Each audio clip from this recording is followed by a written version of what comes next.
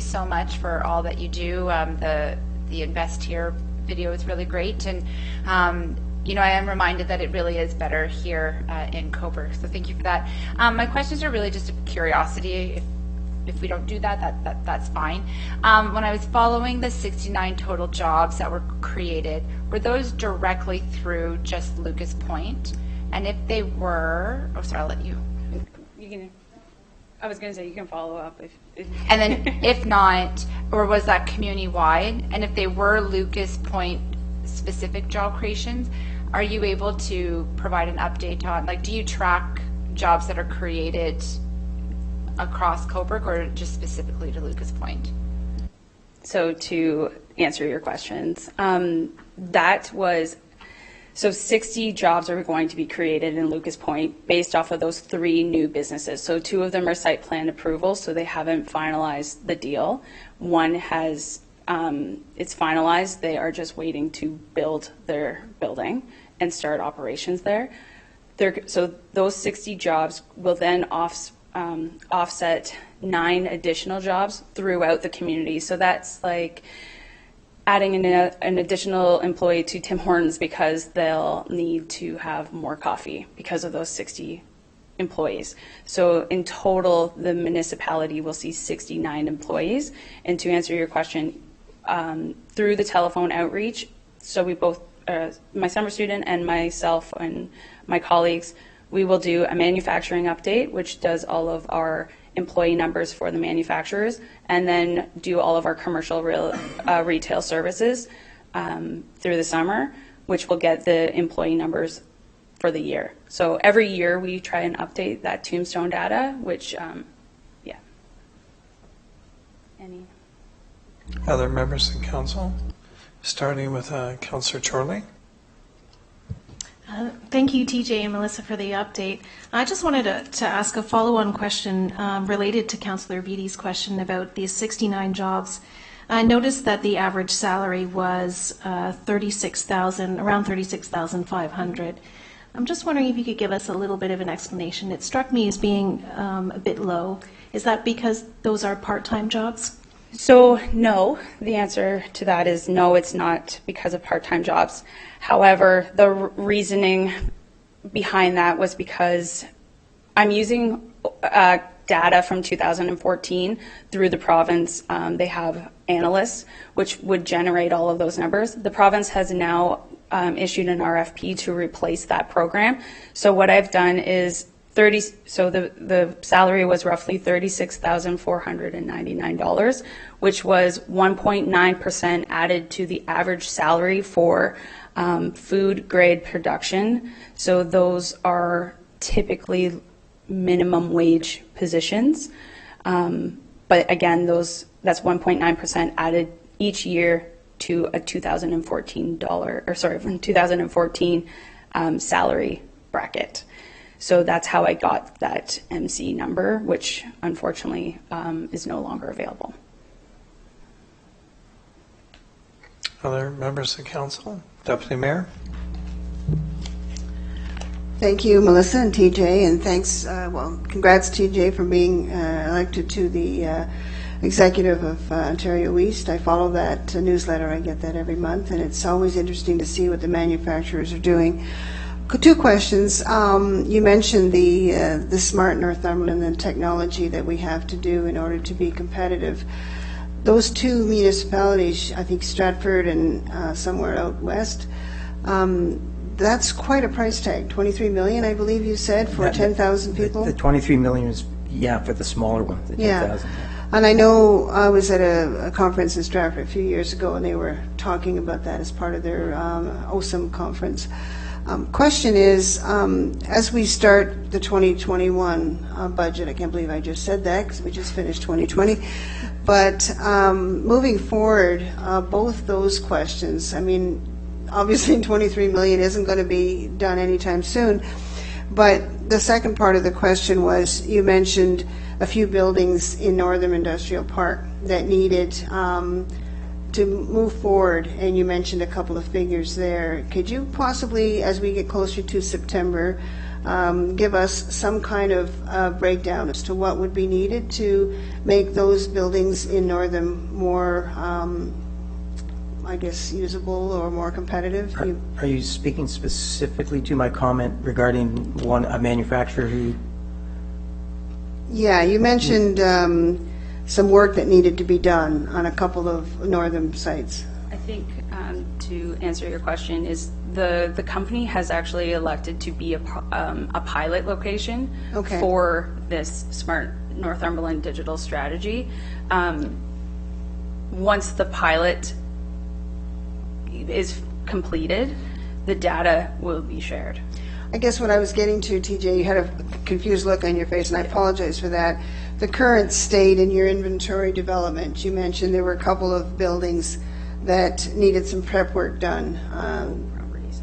And I'm just wondering how much of the, well, your figures are 175 and then 1.3 million. Oh, I'm sorry. No, that's Lucas Point, and that's specifically, that's land. It's not a building. Okay, so the land itself needs some basically it's that lot. It's between Belden and the water treatment plant, and it's wooded. It would have to be cleared and leveled. So that would be about $175,000 to do that. Okay. The other piece of land that's a major undertaking to work on redirecting the stream for the environmental constraint, But the one piece, the 10 acres, it's simply leveling the land. So if you're saying, would you include it? I'd love you to include it. We would love that. Selfishly, I would. The more you get online, the more we can sell. I mean, I think I said at the outset we don't have a lot to sell. So if you could include that, I'd like that. Thanks so much. We really enjoy these, by the way, and if you could come back maybe even twice a year. I think it's important to keep council informed as to what you two are doing, and congrats on all your work, for sure. Any other questions, members of council? Councillor Chorley? You mentioned earlier about geopolitical relations. I'm just wondering about those international connections. And I remember there was an economic outreach trip to China. I think it was in late 2018. Was there an outcome from that trip, or have there been any other outreaches to build those international connections? Yes, as a matter of fact, on July 1st this year, I got a phone call from one of the gentlemen I met on that trip. And then he said, I've got 4 or 5 investors coming out to Cobourg, and they'll be there in 4 days. Can you make sure you host them and show them around? So we were able to have a dinner with them. The mayor was with us, and we showed them around various opportunities. They were looking for all sorts of different investments, not necessarily manufacturing. But so yes, something did come out of that, and it's sort of a hit and miss. You do it, and that did happen. We do have another group who's expressed some interest in the whole region, not just Cobourg. And so we'll be meeting with the warden and discussing how we should be approaching them. But that's a different group of people from China. Councillor Burkett? Just a question in regards to the slide where it's the client activity, and you gave types of inquiries like manufacturing and the lead generation. Are these Cobourg specific numbers, or are these the region of Northumberland? No, so the 73 came directly through the town of Cobourg. The 129 came from TJ going to trade shows. So the total number at the bottom would be more regional, but there's only one number that would even be considered regional. I don't have the access to the other municipalities' outreach. They don't share it with me. So what you're seeing there would be contacts that I had that requested Cobourg and Melissa. So you don't have Port Hope and Brighton and Trent Hills rolled into those numbers.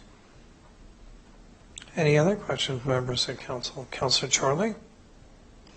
I just have a very quick question for you, Melissa. You mentioned very briefly about inquiries regarding work-live spaces. And you said we don't have very many of those spaces. Do you feel like there's a shortage, and is that something that we need more of? I'm just aware that we've got a zoning review taking place this year. That's definitely, I wouldn't say it's a high priority. I think there's other zoning requirements that need to be completed, like cannabis.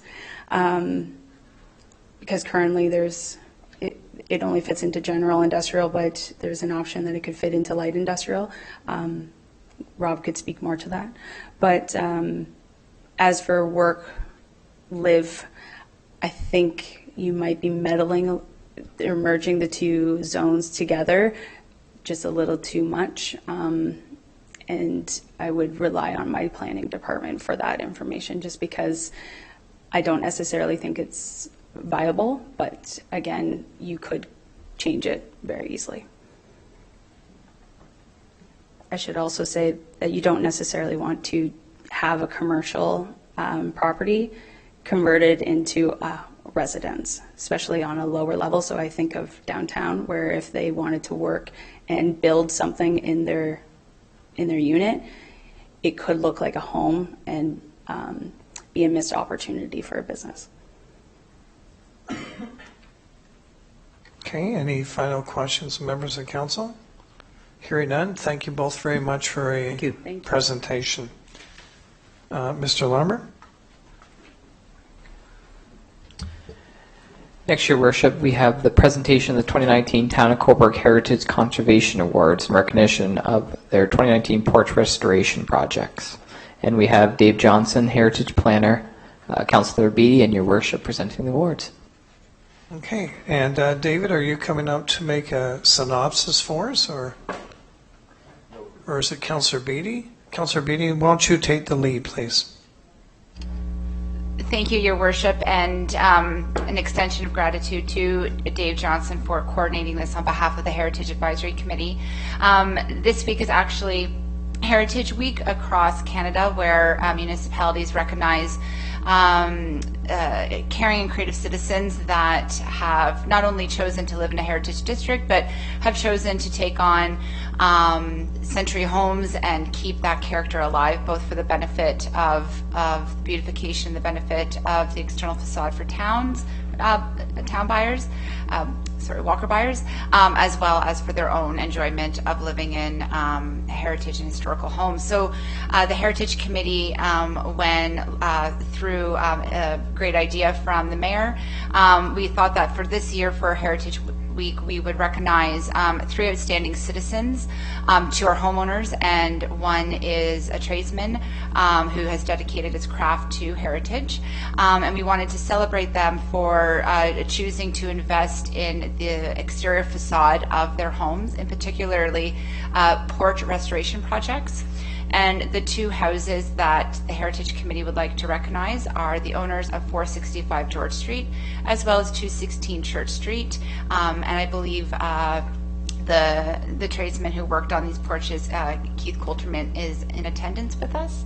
So, Your Worship, and to Dave Johnson, if the homeowners and Keith could come forward, the Mayor will present you with your Conservation Award. Congratulations, and on behalf of the Heritage Committee, thank you for the investment in your home.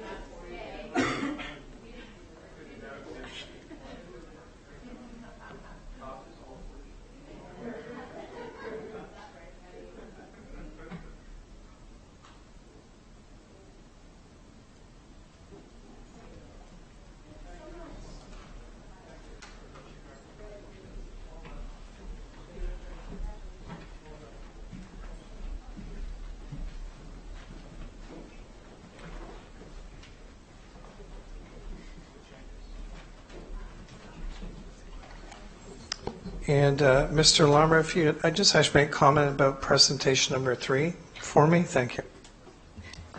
Yes, Your Worship. And council members, presentation number 3 will happen on the 24th of February. They're scheduled for February 24th, so I was a bit ahead of the time for the scheduling, for they'll be here for the presentation next week. Thank you for that. And back to you, Mr. Larmer, for the next one.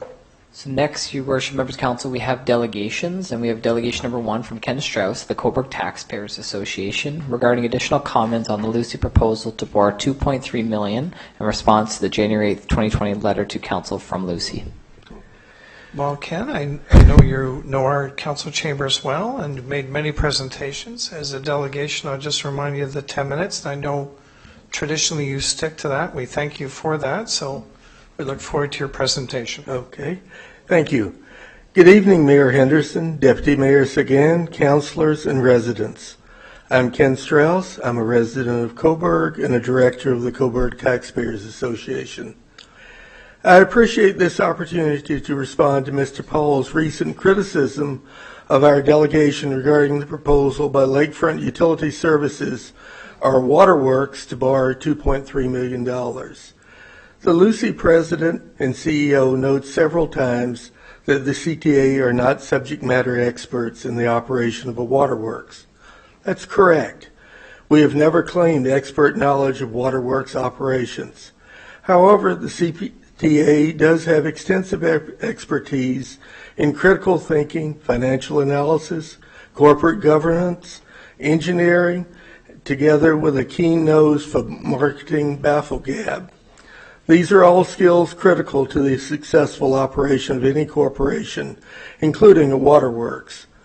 We believe that council deserves clear answers to the following critical points that were not addressed in Mr. Paul's letter. The CTA asked whether the selection of Neptune's products was the result of a public tender. Rather than addressing the CTA's concern that LUSI obtained the best possible price and the best possible product, his answer simply says that LUSI follows a strict procurement policy. He does not say what the policy is. We would be surprised to learn of a corporate procurement policy that permits spending over $2 million of public money without the need for tendering.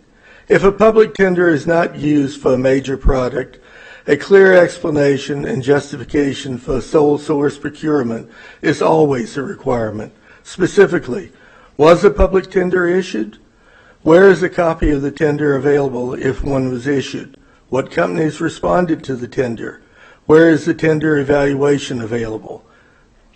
Number 2, the CTA noted that the data in the report's amortization table is incorrect. Mr. Paul did not mention this error and its significant impact on the report's financial analysis. Why not? Using calibration tables to correct for errors and non-linearity in measuring devices such as flow meters is almost universal in industry.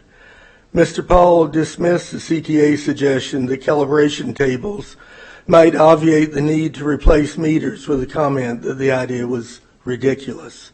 Is this actually the professional opinion of LUSI's subject matter experts? The majority of the financial justification of Mr.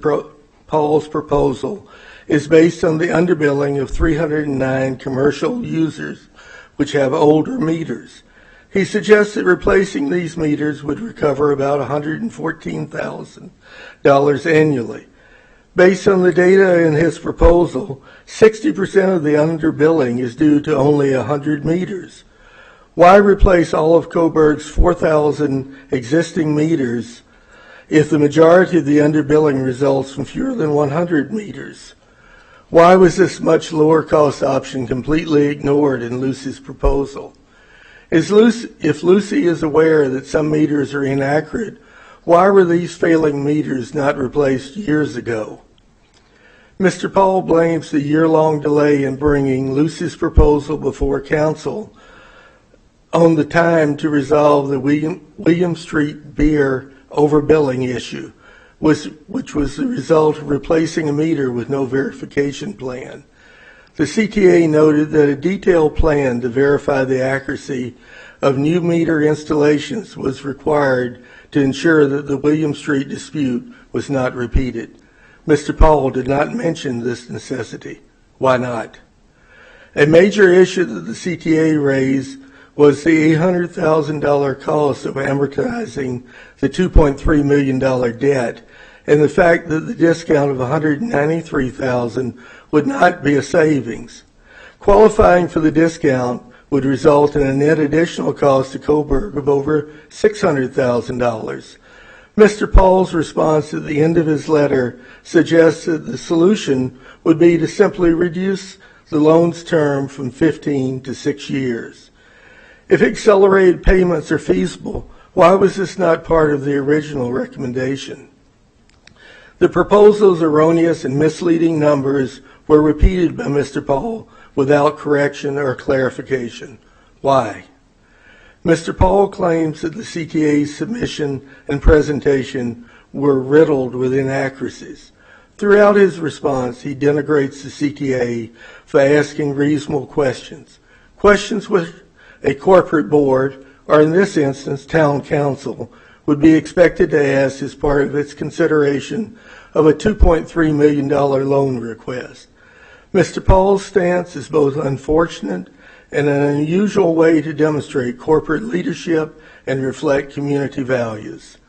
The Cobourg Taxpayers Association respectfully suggests that Council defer any consideration of the LUSI loan request until a revised proposal that fully addresses the critical deficiencies in the original submission is published. Thank you for your attention. Are there any questions?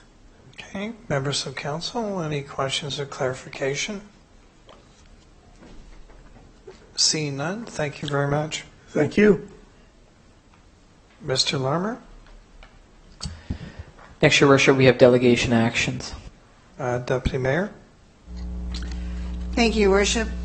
Delegation action is to receive the presentation from Mr. Strauss from the Cobourg Taxpayers Association for information purposes. And also, whereas we have on our agenda a report in response to the LUSI request regarding the radio frequency water meter replacement program at the cost of $2.3 million scheduled for June. I've added June 22nd, 2020. That we ask the CAO, who will be bringing this report forward, to address the questions that were brought forward tonight by Mr. Strauss, so we have a full understanding of going forward on this loan request. Okay, can you read the last part of your action, because I'm not quite clear on the very last part? I apologize. Just that it is scheduled to come forward on June 22nd from staff, and that we just ask the CAO to review the presentation tonight to make sure that any questions are answered for council as part of that report. Okay, and CO, you mean Mr. Davey? Yes. Mr. Davey, are you clear on that? I saw just... Your Worship, my understanding of my reply in June was to comment on the impact that additional borrowing of $2.3 million might have on either the town of Cobourg's annual repayment limit or on our basically ability for the town of Cobourg to obtain financing. I think any other response to those questions would need to come from Lakefront and the board. Yeah, that was my concern, being a board member. I know you have the one role, but if you're asking for consideration, something you'd have to ask the board for their consideration, and then the board would have to go back and look at that. Okay. Fair enough. Then why don't I make the delegation action to accept the presentation from Mr. Strauss from the Cobourg Taxpayers Association, and basically, as we already have this coming up on June 22nd, from a financial perspective, we can see then where we go from there. Thank you. Any other, Councillor Chorley? I would say that I think some important issues and questions have been raised and continue to be outstanding. And I'm just aware that as a council, we can't direct LUSI, but we can ask our CAO to perhaps liaise with LUSI to provide some clarification on the questions raised when that report comes back to council. So I would be comfortable with the second part if we could just word it in such a way that our CAO liaises with LUSI to provide some clarity on the questions raised by the delegation. Well, in my opinion, I believe Mr. Davey would do that, and his role can liaison with any committee he wishes. I know we've already made Louis and Lucy aware of this letter at this point. They had the letter before them as well, but I don't believe we can direct the board. So that's up for debate. I'll leave that with you, Deputy Mayor, how you'd like to proceed. I think just making it as simple and clear as possible, and my motion would, as delegation action, would stand just as I read it, and we would ask questions when that report comes forward. Are you fine with that, or do you want to make an amendment, Councillor Chorley? No, I think that's fine. I think Mr. Davey understands that that council is looking for a fair amount of information when that report comes back. Any other question, members of council? What's before us from Deputy Mayor? Well, Deputy Mayor, I'll allow you to continue then. Any questions? I guess there are any. I'll call the vote. All in favor? Motion is carried. Mr. Larmer? Next, Your Worship, we have reports, and we have General Government Services, and we have Chair Deputy Mayor Sagan.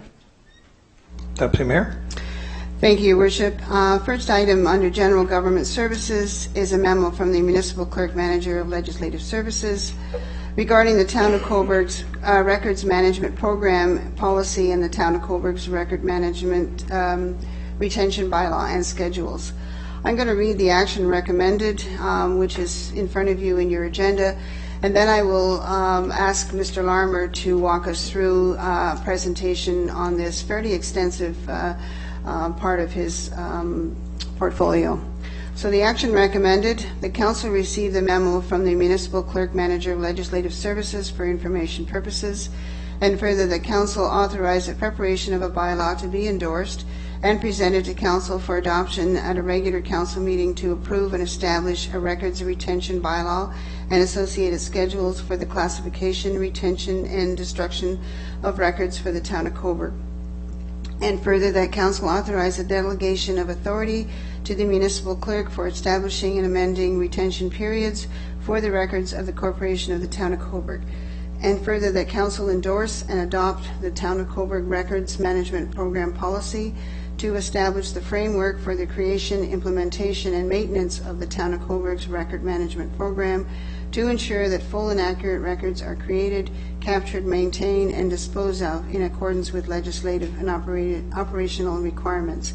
I will come back for questions and a vote from Council once we hear from Mr. Larmer.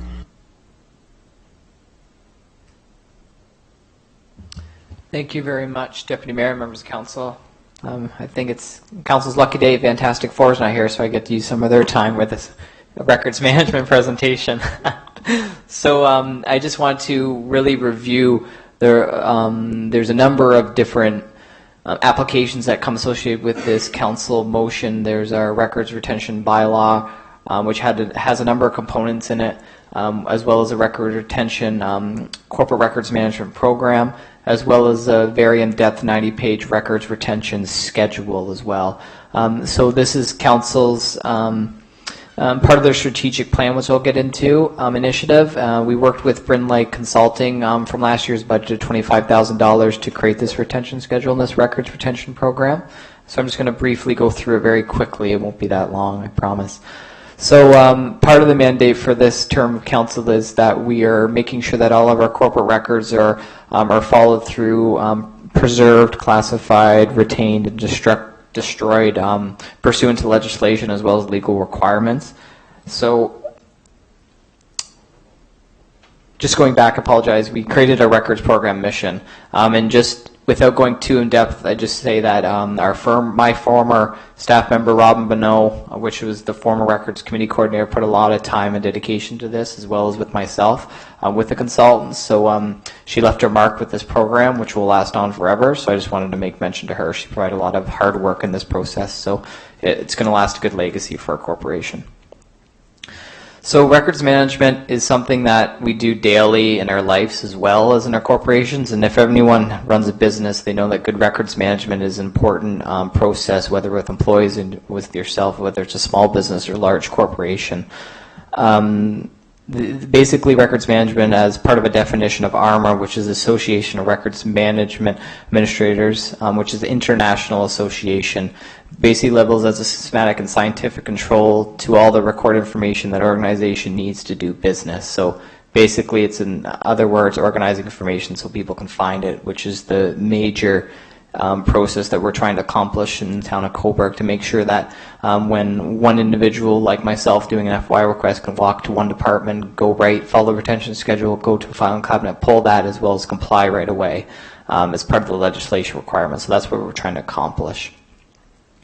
What does it mean in a town of Cobourg specific definition is that we have to provide to staff as well as to council and pass through council a collection of policies, procedures, and guidelines which will help us manage the life cycle of these municipal records that we create daily through a records management policy, which is presented here tonight, a retention schedule and bylaw, a retention citation schedule, as well as a staff procedure guide.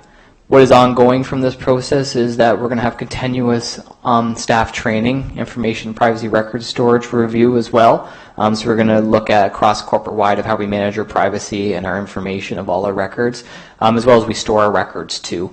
There's a number of archival records that we deal with daily that will preserve a history in the future, which we right now house in archives. So we have to make sure that we're taking care of that for future generations as well. And this is ongoing through 2020. Very quickly, why do we need records management? Well, legislation says so. So Section 255 of the Municipal Act, 253, 254, 255, and 3 are very specific to records management. Very specific. It says that a municipality shall retain and preserve the records of municipality, its local boards in a secure and accessible manner. So we're mandated through legislation to make sure that we're managing our records appropriately. The Municipal Freedom of Information Protection and Privacy Act has very specific ways to manage privacy as well as records, as well as to respond to individuals. Section 253 talks about inspection of records, so the clerk must have various records all the time for inspection from members of the public, subject to MFI PPA, but that's a requirement as well.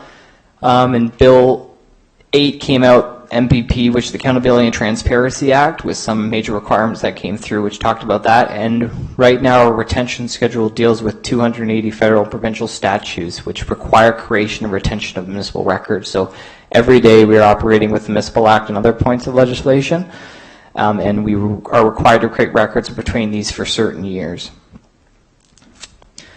This is really has proven a true statement over the past few years since I've been clerk, is that, you know, it's extremely difficult, if not possible, to perform efficient operations and provide effective service without strong records and information management infrastructure supporting the organization. So, like I said in my report, you know, a sound record management program enables a municipality to maintain control of its valuable corporate assets. Records that we create, council create, and staff create are assets of the corporation. And what it does is helps manage the life cycle, so creation, active use of the record, inactive and destruction or archival preservation. It also allows us, a sound records management, to comply with legislation, as well as support governmental accountability and transparency initiatives as well. So we can locate the file when needed, we can provide it, and we can also have it online if needed to. That's somewhere we're striving for. Components are right there. We'll go through those we won't go through one by one, but basically this tells you the components of our records management program. You have active, inactive, vital, disaster, and electronic records management, and I'll talk about that as we go out.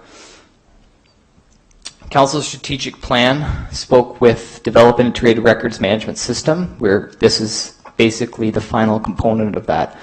And what we're doing now is meeting some desired outcomes.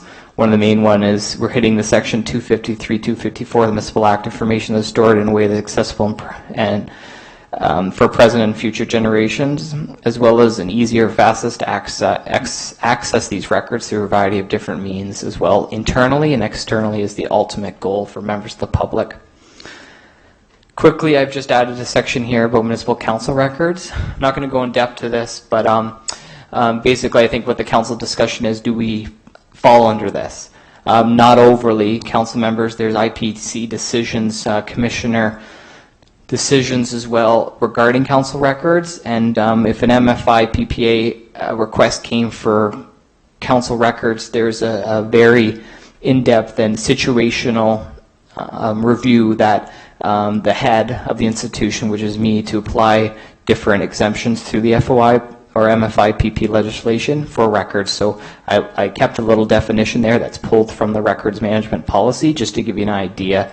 As well as you go to the IPC website, you can see how the IPC has decided on decisions related to corporate records that councillors or members of council hold.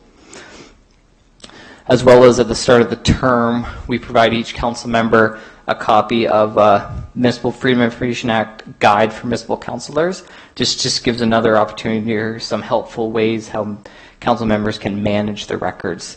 If you're asking, can you use the retention schedule for any information that you have? Of course you can, and that would be helpful too as well. That would be helpful at the end of the term of council, whether you decide to run or run again or pass the information on, to make sure that you're retaining those records, not keeping or making sure you're deleting stuff that rests with the corporate business.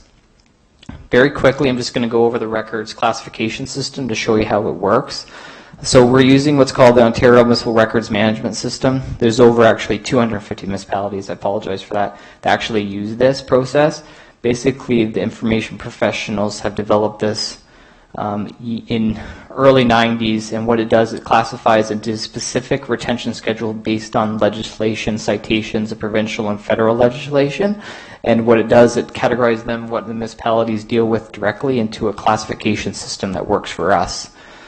So basically what this does, it classifies logically related records in a predetermined sequence, and it allows for the creation of a retention schedule based on primary classifications as well as secondary classification. I'll go through those really quickly. So file classification systems on the off-the-shelf TOMRIM system, which we call off-the-shelf, meaning that it comes right from the individuals create that without changing it. Looks like this. I've kind of crossed out a couple that we don't use just because our municipality specifically doesn't deal with these services, so we neglected not to keep it in a retention schedule. Legal affairs will keep that in. I shouldn't have crossed that out, but we do have those. So this is what we're using, and I'll show that quickly on a retention schedule that's being presented tonight. Our secondary classification types documents are department specific, and as part of our engagement with our consultant, we met individually over 90 hours with her to meet with departments and divisions themselves, look at the retention schedule, look at what codings work for them and whether we should keep them or not. So an over 350 classification system with secondary and primary, we got it down to about 150 codes, so it helps a lot with staff time actually using the system. We wanted to make sure that it didn't impede everyday activities and how the work gets completed in each department division. We want to make it easier for them to actually use the system. And I think that we got it down to a good spot where individuals can be using this to make sure their records are coded accurately. So basically, you can read this yourself. Why we classify? It's pretty simple. Every classification system that follows a consistent approach will be able to, individuals will be able to find it a lot easier. So the records retention schedule, basically it's based on federal and provincial legislation and best business practices, but also it's based on speaking with the departments and the actual divisions. So what you see on the retention schedule have the actual how long we retain those records, how long they become active or inactive, and those are always going to be at the minimum requirement of what the legislation says, but we've given the opportunity for staff to discuss and have an opinion on it. So if they think that it should be kept a little bit more or longer than what's the minimum requirement of legislation, then we've adjusted it to meet that, because they're the ones using it on a regular basis. They're accessing it when it needs to be. But we also had to wait on the risk management side of it because, when a record's expired, it's supposed to be destroyed, and that's to make sure that we protect ourselves from any, ongoing litigation to make sure we're destroying records when they need to be. So part of it, we have to do the records retention as part of the Municipal Act. We have to pass it through bylaw. That gives us the legal authority to be active and for staff to use it. The schedule will basically create the life cycle, which staff will follow as just like a species going through its life cycle. You have active, inactive, and final disposition. So it's basically an active and live file until its end, until it's destroyed.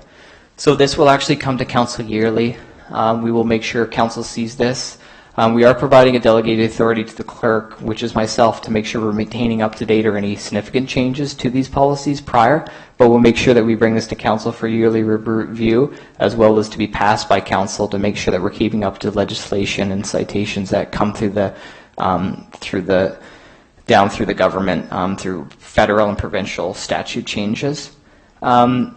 Part of this process, we actually pay information professionals, which actually provide us each year a detailed listing of all the legislative changes that happen throughout the year. They give us an actual citation table. We have to use that citation table and input it into our records retention schedule, and that will update it accordingly and might change the actual disposition terms and years for that.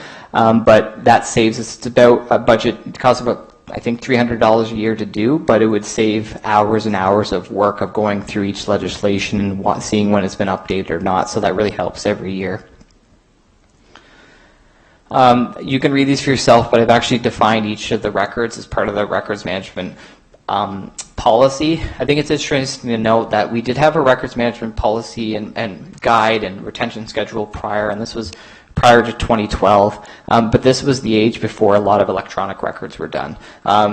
Previously in the clerk's office, I know in our offices, we continually sent fax, memos, letters, correspondence. Now everything's done digitally. Everything's done through email, text message, videos. Everything's done electronically. So now we're trying to catch up to that, making sure that we're managing our electronic records because it's a new era and we haven't done that prior. I'm not going to touch on these. You can read them for yourself. I'm just going to get into the retention schedule. So basically, this is the classification retention schedule for 2020 that's being passed. The record group descriptions, we have categorized them basically per division. So each individual division will use this, and in order for individuals and departments to use this accurately and use them all the time, we're going to give them a reduced section of the records retention schedule. So each department will get their own full copy of this, but then we'll give them a PDF copy of their 5 to 6 page retention schedule. That way they don't have to go through every single one and look at that. They'll have their own dedicated cheat sheet for this to make it easier for making sure they're retaining records how they should. Briefly, I'm just going to go through the different parts of it. We have the class code, which is the primary section you'll see in the retention schedule I just spoke about. This is done through tolerance. This gives their actual retention, total retention period. The second part of it, we have the record series description. So this will do is allow staff to categorize the records. They'll look at the record, and they'll be able to go to the record series and description, look at the title, and look at the description to figure out if that record actually fits within the retention schedule, and they can categorize it appropriately. And the good part about that section too, it has an exclusion part of that. So if somebody has a record, they read it, say, oh yeah, it looks like it might fit there. They can take a look at the exclusion and say, oh wait, no, that wouldn't fit there because there's another actual primary code for that under the schedule. So they would go to that and then follow through the same steps that they would when they're initially looking at the retention schedule. Another interesting part, and this will help us dramatically, is the responsible department section. What this does is it tells you the originating and who is the record holder in the corporation for this physical electronic record. So a lot of times we have lots of transitionary records, which is multiple records of the same document. So we could go on our servers right now, and this is common, everyone does this, I know I do this at home, but we'll have probably 10 or 11 or 12 copies of the same record. Everyone will have one. But you only need one, and it's hard to determine which one's the original and which one's not. And it also eats up a lot of our server. If we only need the one document, we don't need to be saving it 5, 10, or 50 times. So this will only help us, as well as it will lessen the duplication of the work. And if somebody needs it, they can either ask the department to get that original and see it, or they can take a copy of it or get sent a copy with it and delete it right after, and the originating department keeping that official record. The other thing this will help when we move to our electronic document records management system. This will allow for that to be, it will cut down the number of duplications because everyone will have access to that original record, which will be housed on an electronic record system. So people can just, or staff will be able to locate that electronically and have that instead of copying 100 times or misplacing it. And the town and myself, when I'm responding to an FOI request or another request for information by the public, I would know confidently that this is the original document. It's not a draft. It's not the third, second, or fifth attempt from staff to do this. It's the final document, so that's very helpful as well. The total retention period is also listed in there. So this is the retention period that we have to keep these. So for example, AO1 associations and organization, if that record is classified within that, the department has found it and it does fit in there, the total retention period would show up here and it would be a year. After a year is done, they would delete it, destroy it, and then they would move on. The fifth column, I apologize, the exceptions, notes, and citations.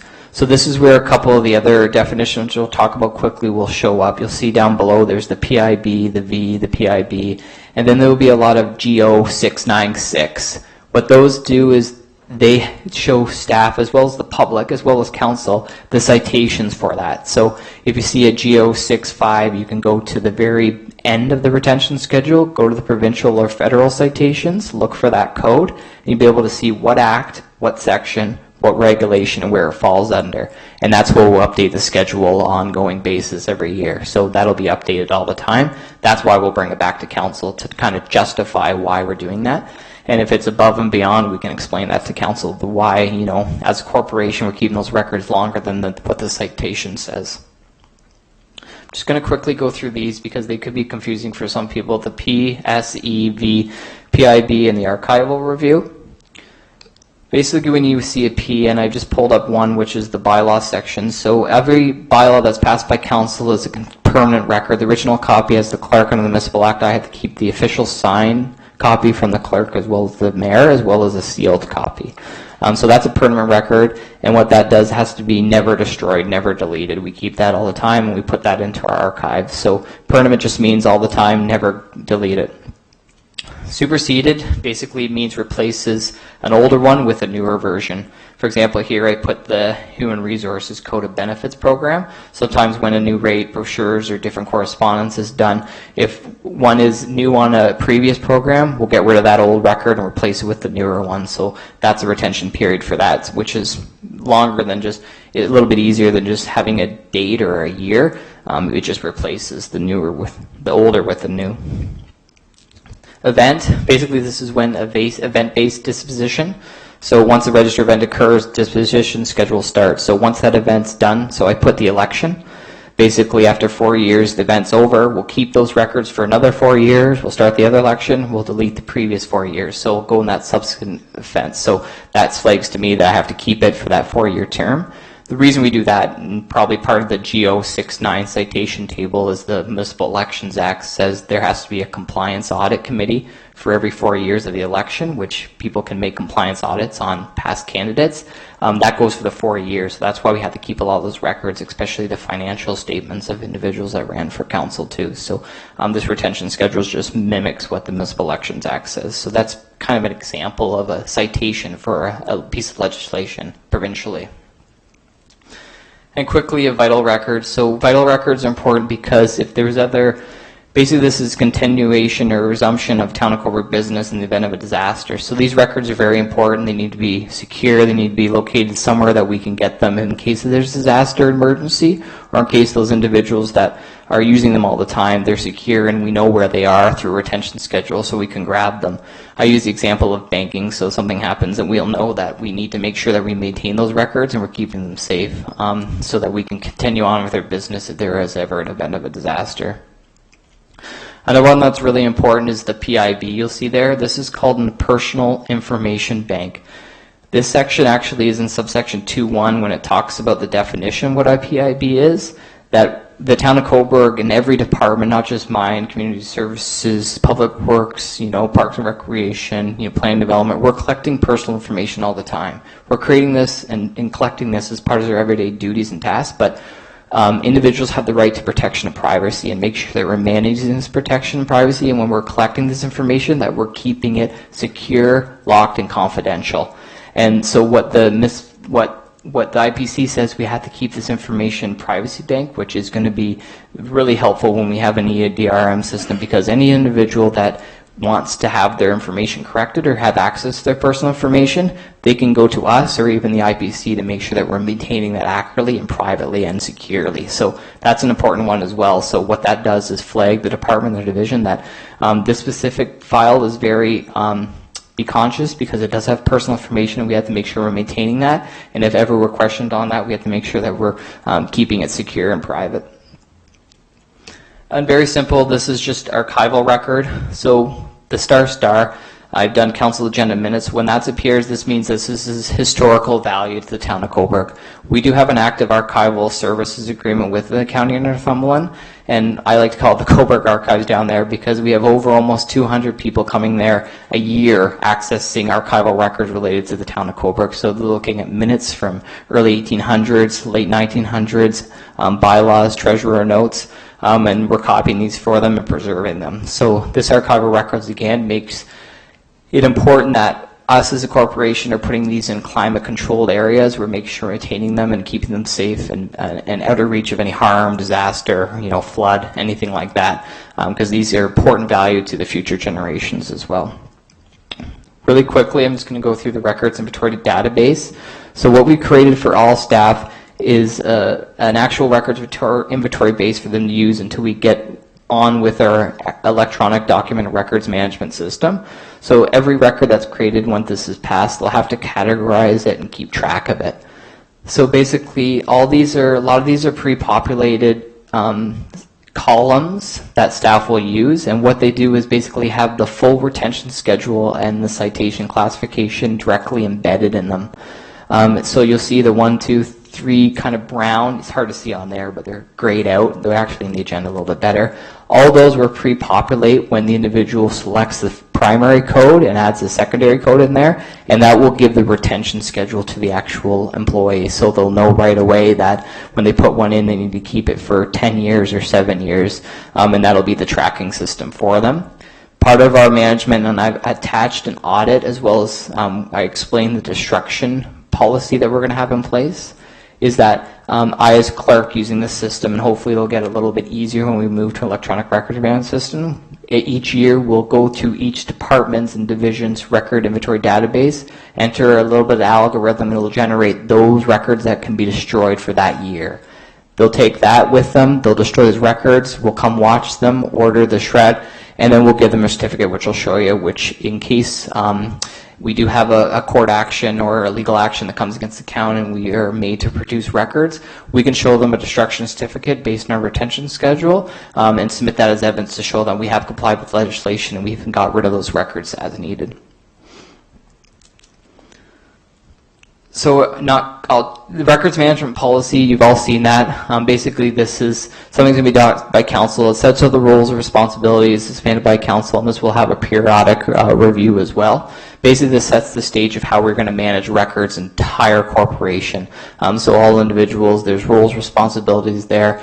We're going to make sure we put it in a performance management piece, as well as those that are dealing with records directly for each department. We're going to make sure it's part of the job description that they are responsible to maintain records and maintain it to the council for records retention schedule.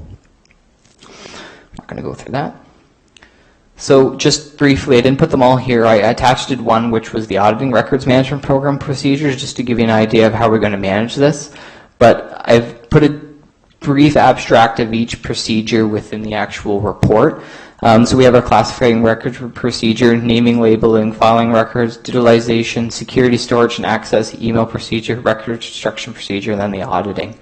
A lot of these are operational and they're fluid documents. We'll be updating this throughout the year and throughout the 4 years that we start to manage this, and we'll amend it from time to time. I think it's important to note that we didn't put all these on there because we wanted to keep some, some of the stuff just internally, because we don't want anyone coming in and having access to all our records and knowing exactly how we file them and how we manage it down to the T. So we want to make sure we secure some of these business operational procedures to make sure that we're functioning, that we're keeping our records secure and making sure that we understand it, and they also change all the time. Not going to go through here. I just highlighted a couple sections, just talks about the record ownership. This is, a change to make sure we put it in writing of how records are controlled within the corporation. Roles and responsibilities, all municipal staff, compliance. So training is going to be a big one. This is kind of a change management program because we're really providing a different process of how we're basically breaking down silos, and we're using a corporate mandated policy and procedure and a retention schedule how we're accessing a record. So any day when the CAO, for example, is looking for a record, they can walk into any department, any division, access them because they know where they are. Their file cabinets are down to a T. They know they should still be there and they can grab them. Alternatively, in an EDRMS, Electric Records Management System program, they'll be able to access them online as well, and they'll be oriented into a way they'll be able to find them. Very quickly, we're going to have records liaisons as well. So we're also going to have a records management committee that we're going to have annually, well, monthly, sorry, not annually, but we're going to scale back as we get further into and become a lot of more experts. But we're going to have, basically, I call these records management champions. We're going to have IT department, HR, key department administration staff, and we're going to make sure that we're talking about the setbacks, the triumphs, progress reports. Is it working? Is it not? How can we update it? How can we make it better? And try to engage the corporation to make sure they're accepting this and using it as well. This committee will also help form the EDRMS program evaluation committee. So when we go to get that program, we're talking about what our needs are, we're understanding the process, what we're looking for, and we can have those potential suitors for our application to come in and provide examples and show us what they can do, and we can also generate basically an abstract and what we're looking for in order to manage all of our records. Very quickly, the purge, I'm not going to go through this very much, but we have been holding on a lot of records. So a lot of records we've had hanging around because we've been, not updating our retention schedule every year. And we're, as clerk, I've been a bit scared of throwing out records, so we've been keeping this to make sure that we're complying with legislation citations, which we have. But when this is passed by council, this gives ability for all departments to go through all the records, physical records, to compare them to the retention schedule, code them, and then destroy what needs to be destroyed based on the current retention schedule. All records that are currently categorized will be grandfathered into this system, and the new records retention schedule will be here too as currently what we pass or council passes next meeting. I just want to talk about destruction. So destruction will be a little bit different. It'll be a bit of a process. I already talked to you about that. All records, no official records will be destroyed unless the retention period has expired. So there'll be a bit of a process now on how records are destroyed. And I talked about the records authorization form. So basically every year we'll go through this process with staff electronically, as well as through our Excel spreadsheet, and we'll have a sign-off from myself through the division director. We'll have a destruction date, destruction method, how we did it, and then a certificate of destruction. Like I said, this is helpful. It's a categorized process. It makes mention of all our retention schedule or bylaws when council passed it. We can provide this to the clerks just in case. What this also does is, down below here, number 5, what's called a legal hold. So sometimes we will have MFI PPA requests.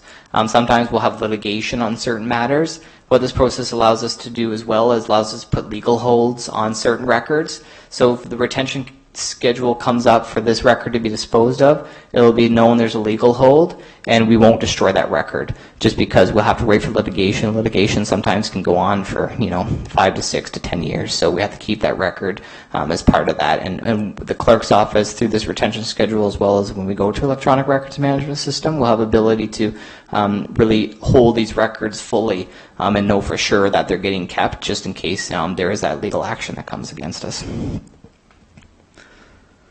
So I'm not going to go too much in this. Council has seen this. I've done many reports to council, but part of the records management modernization program is that we are moving towards electronic records management system, and we're doing this within this year and next. Really by the end of this year, as part of the report, you saw a timeline of events that are going to happen. Part of the timeline of events that are going to happen is that we hope to have elimination of almost 80% of our physical records going forward. So everything will be online and through electronic databases. And we're looking at, we'll get an RFP out, we'll get what we need, and we'll get some bids this year to see how much we might need for 2021. I don't think it's going to be that much more. I've looked at a few and what we're dealing with. But if we can get our affairs in order, we get all our information correct, get our retention schedule utilized, we'll definitely put a lot less strain on our records management system with what we're putting in it. So just for everyone, we're dealing with paper before electronics, so we could go in right away and get the system updated, get the electronic record system going, but we wanted to get our physical records in place prior to that. And we know this takes a lot of little steps to get to the final implementation phases, and we all have to work together and do this. So we're not rushing this, we're just trying to make sure that we're all going forward on it, and education is a big one, as well as training. We're going to make sure everyone has the ability and the tools that they need in order to get to that electronic records management stage prior to us implementing it. This is an interesting fact. More than 90% of records created today are electronic, and more than 70% of electronic information is never printed, which is a very interesting one. We used to print everything. Clerk's office used to print everything, but now we're keeping a lot on electronically. And that's it. Thank you. Thank you, Mr. Larmer. I'm glad you threw a couple of very quicklies in there. Personally, I just want to thank you and Robin for the tremendous amount of work. I know it was a quick overview, and how important record management really is for municipal records. Are there any questions from members of council for Mr. Larmer? Don't ask me, because I'll just send them over here. Councillor Chorley. First of all, I'd like to echo the Deputy Mayor's comments and thank the clerk for all the work he's put into overseeing this huge project. And I know when we talk about transparency and openness, this project is going to bring us amount to a huge step forward in that regard. I did have one question regarding the Town of Cobourg classification retention schedule, and it was on page 7, section CO3. And it was regarding how long we retain the recordings, the video recordings of council meetings. At the moment in the draft, it says that it's set at 3 months. So I wanted to just float the idea to members of council about maybe increasing that, keeping in mind that we also have our code of conduct. If there were ever to be an integrity commissioner investigation, it would be prudent to retain video recordings for the full 6-month period. Which is how long an incident could take place and someone could come back and issue a complaint about it. In my day-to-day use of video recordings of council meetings, I would say it would be helpful to at least go back 1 year, and if there isn't a huge cost to retaining that information, my preference probably would be for 4 years. Making sure that at least 1 year worth of videos was online and available to the public. Otherwise, people could request that information. But I'm open to hearing other suggestions from members of council. Mr. Larmer, do you want to? Sure. So speaking on Class Code CO3, which is Council Agenda Minutes Resolutions, we had a difficult time, and we were talking to Councilor Shirley prior to this, finding a place for this as well, because we are retaining these records. The reason that the 3 months is provided in the retention schedule is because we do have a council policy on that, which is electronic recording of council meetings, which has 3 months. And that was done prior to our new code of conduct complaint, which had the 6 months limit. So, and I think it was just a number that was put out there. It was never fully discussed. The reason for that was also that they're not official records or minutes of council. The ones recorded as part of the municipal act from the clerk and passed by council for approval are the actual official record of the meetings, and that's what this does. You'll see in the permanent total retention period, it says P***, which is permanent and archival, but then the retention for audio digital recordings is 3 months. So we just put it in there because we wanted to flag that it is a record of council that we're creating every 3 months, but right now our policy says to turn it over. I would be open to council discussing that as putting it 6 months, or even a year longer than what 6 months would be, just because that, speaking to Councillor Chorley's comments about the Integrity Commissioner complaint, so through the Code of Conduct policy that council approved, there is a 6-month window for an application for Code of Conduct on the date of the event. So once the event happens of Code of Conduct for the member of council, the individual has 6 months for the time of the event in order to apply to the Integrity Commissioner. If we keep it at 6 months and that individual might, put the complaint at the end of that 6 months, and I file that complaint to the Integrity Commissioner, and the next day I delete the record of that audio visual, that might not work. So what we're throwing around is having, in the retention schedule, that we keep it on the YouTube channel for 6 months, but all the other recordings get downloaded and saved in the clerk's office for the 4-year term of council. That's something that council has, just in case there was an FOI or another Code of Conduct complaint. That's something that council can consider. Any comments from council on that? 6 months, a year? Is there any additional cost to storage for that extra time? No, I don't think so. The question I would have to have is, because we use the Civic Web Video Management System, and it's automated through YouTube, and they actually delete them for us, we just have to have a conversation with them how we can extract that and keep it as our own records off of YouTube and Civic Web. That would be just discussion with our service provider. Any chance you could do that before we vote on this for next week? Thank you. So Mr. Larmer has said he'll bring back a recommendation based on those conversations. Any other questions from members of council? Mayor Henderson? Yes, thank you, through you, Chair. To Councillor Chorley, when we looked at this originally, we did phone the provincial government. Initially, we're asking for direction, what they had under record retention, and to our shock and discovery, there wasn't any. We couldn't find anybody to give us any direction. So initially, we came up with the 3-month, thinking somewhat reasonable at the time, but I concur, a lot of things have happened since that time, as you just mentioned, so I think what's before the clerk is a good move forward, and a more practical one, especially as it aligns with our records management system going forward.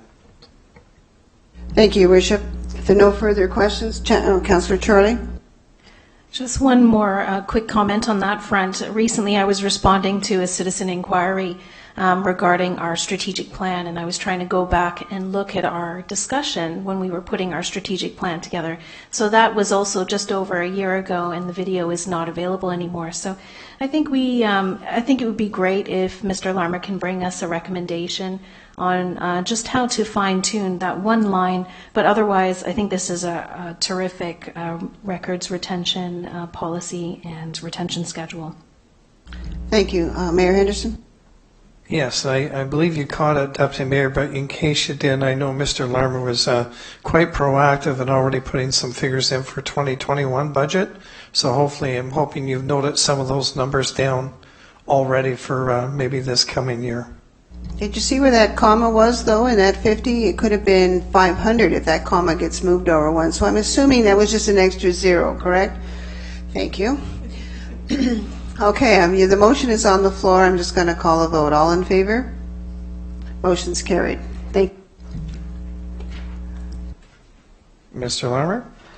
Next, Your Worship, we have Planning Development Services. We have Chair Councillor Beattie. Thank you, Mr. Larmer. The first item is a memo from the Secretary of the Heritage Advisory Committee regarding a heritage permit application, HP 2020-001, submitted by James Newsom on behalf of Baxter Properties, 2692591 Ontario Limited, for the proposed work of Option 1, cast-in-place concrete sandstone facade improvements and reconstruction for the property known municipally as 5 King Street West in Cobourg. And the action recommended is that Council endorse the recommendation of the Heritage Advisory Committee and grant the heritage permit HP 2020-001 to permit Option 1, and this is for a cast-in-place concrete sandstone facade improvement reconstruction for the property known municipally as 5 King Street, West Cobourg, subject to finalization of details with planning staff. Any questions or comments from council? Seeing none, all in favor?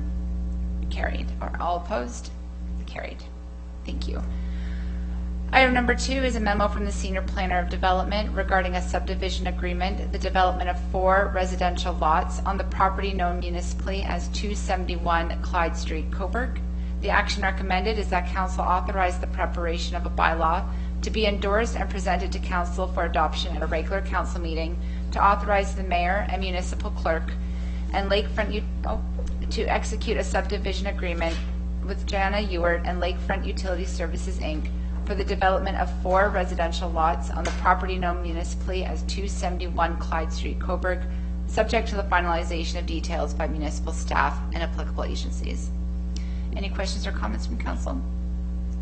Seeing none, I'll call the vote. All in favor? Opposed? Carried.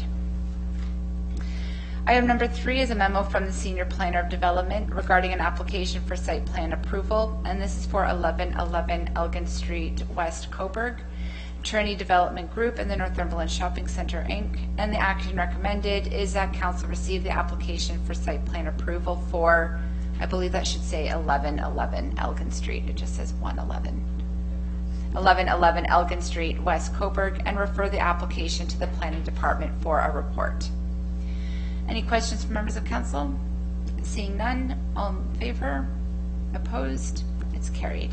Item number 4 is a memo from the Senior Planner of Development regarding an application for site plan approval. This is for 415 King Street, West Cobourg, Scott Glover for AMR Investments, Inc. and Glover & Co. Inc. The action recommended is that council receive the application for site plan approval for 415 King Street, West Cobourg, and refer the application to the Planning Department for a report. Any comments from members of council? Seeing none, all in favor? Opposed? Carried. Item number 5 is a memo from the Senior Planner of Development regarding the application for site plan approval, and this is for the southeast corner of New Amherst Boulevard and Charles Wilson Parkway in Cobourg. This is for James Bryant Architect, Inc., James Bryant and Shaw Amiri for New Amherst Limited, and the action recommended is that council receive the application for site plan approval for the southeast corner of New Amherst Boulevard and Charles Wilson Parkway, Cobourg, and refer this application to the Planning Department for a report. Any questions or comments from council? Seeing none, all in favor? Opposed? Carried. Item number 6 is a memo from the Senior Planner of Development regarding the detailed plans for the draft plan of subdivision clearance for 425 and 425A King Street, West Cobourg, and this is for Mason Homes Limited. And the action recommended is that council receive the detailed plans for a draft plan of subdivision clearance for 425 and 425A King Street, West Cobourg, and refer the application to the Planning Department for a report. Any comments from council? Seeing none, all those in favor? Opposed? Seeing none, it's carried.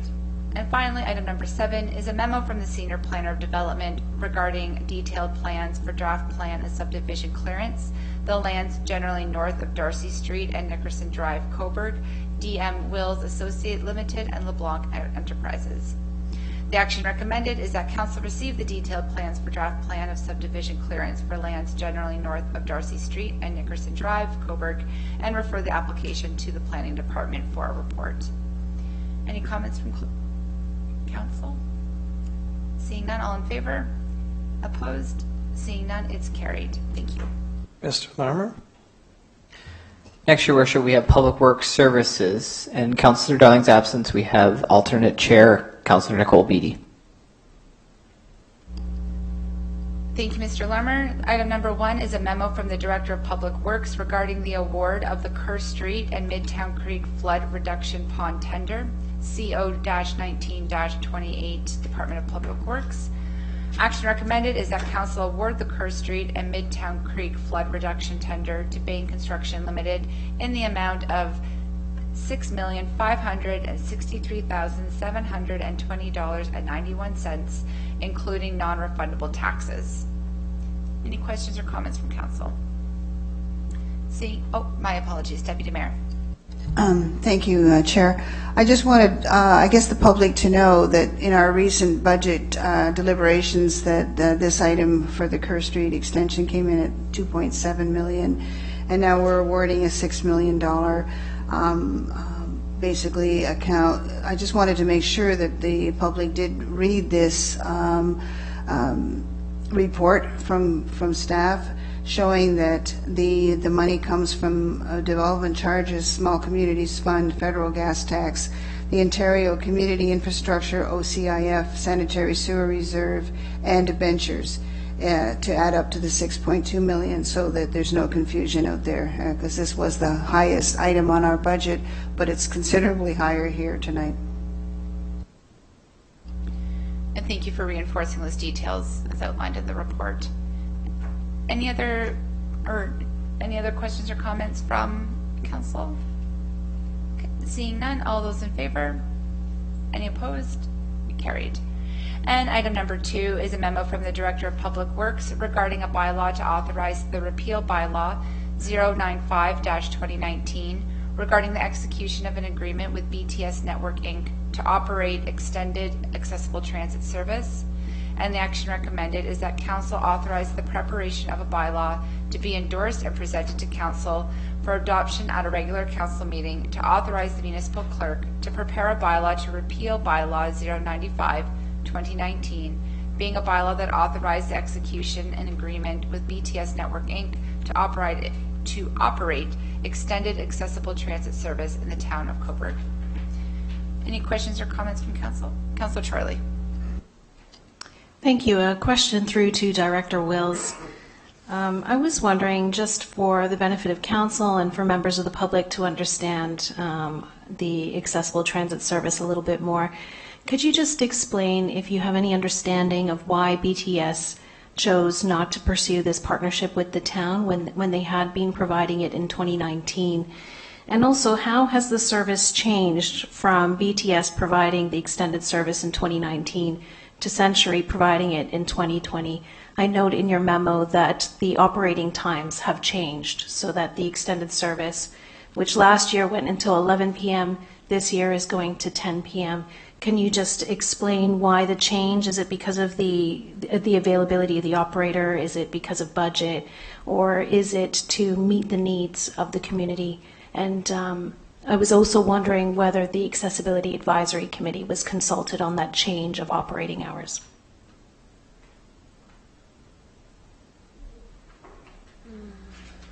Through the chair to Councillor Chorley, so I'll try to explain this whole scenario that sort of came about just before Christmas. We had asked BTS if they wanted to extend their contract into the new year to provide the Wheels Transit extended transit service till 11, same as it was in 2019 during our trial period, so till 11 p.m. 7 days a week. And it was verbally agreed that that's what the terms of the contract would be, and that they would just hold their prices. But when it came down to us offering the contract to them, they came back and actually wanted to renegotiate and change their hourly rate, and that wasn't something that I was in a position to do on December 23rd, right before Christmas. I'd already had council permission to proceed with the previous terms of the contract, and we only had a week before the new contract was coming up for changeover to Century Transportation. So we kind of had to think quickly and ask Century if they could still provide some extension of the Wheels Transit, because we'd already sort of told them that BTS was going to do it for them, and but luckily they had staffed up enough to provide the office support and the bus driver support that they could run until 10. They actually probably could have run to 11 if we had pushed it really hard and if they'd been able to hire somebody quickly. But at this time, we took a look at all of our stats just to confirm how much the Wheels service was being utilized for the after hours times. And as I noted in our media release that we sent out to the public during that trial period, and I should note that it was a trial period, so it was good for us at this time at the end of December to be looking back and seeing how many people had been using the service. There weren't any bookings past 10 p.m. The last booking had been at 10 twice for the previous 8 months. and there were only sorry, I don't have it in front of me, 4 or 5 trips on Saturday and 4 or 5 trips on Sunday outside of our regular transit service. So that is where we came up with the basis of, in working with the approved budget of 40,000 that we had, those hours lined up well for everybody. It worked within our budget, it worked within Century's staffing operations, and it worked with our the stats as far as what the users were utilizing as far as times. It didn't go to accessibility. I sort of had to do this on the last day before Christmas holidays, just to make sure that we had some service providing, somebody providing the service the next week. And luckily Century was able to agree to these terms, and the budget that goes along with this is because of the reduced hours, we are able to keep within the 40,000 that's been allotted for the Wheels Extended Transit for the whole year if you choose to utilize it. But the agreement with Century is past the end of February, they're on a month-to-month basis, so we just have to give them 30 days notice if we don't want to continue with the extended transit. That allows you to utilize that budget of the 40,000 in case something else were to come up that's helps us to address the 24-hour taxi issue. So yes, that's where we came to in a nutshell. Did I answer everything that you were hoping for? Yes, you did. Thank you. But just to follow on, I was just wondering, because in 2019, Council asked for that trial period of the extended accessible transit service, are there any plans to bring back to Council a memo or a report on the kind of all of the user numbers and the success or some of the challenges of the extended service, and maybe an opportunity for Council to publicly decide on what the hours should be going forward, and any other changes that we could make to improve the service? I know we also have a policy that's going to be drafted by mid-2020, but are there any plans to bring back that kind of a report? Sure, through the chair to Councillor Twirly. I agree that is a good idea, and ideally that would have happened before we made all these changes. It's also going to help to have the last month and a bit under our belt with the new hours too, to see what the feedback is from that. And so yes, I agree. I'll put together the stats of what we had for that trial period, and sort of formalize everything that happened at the end of December and explain how we've got to where we are at now.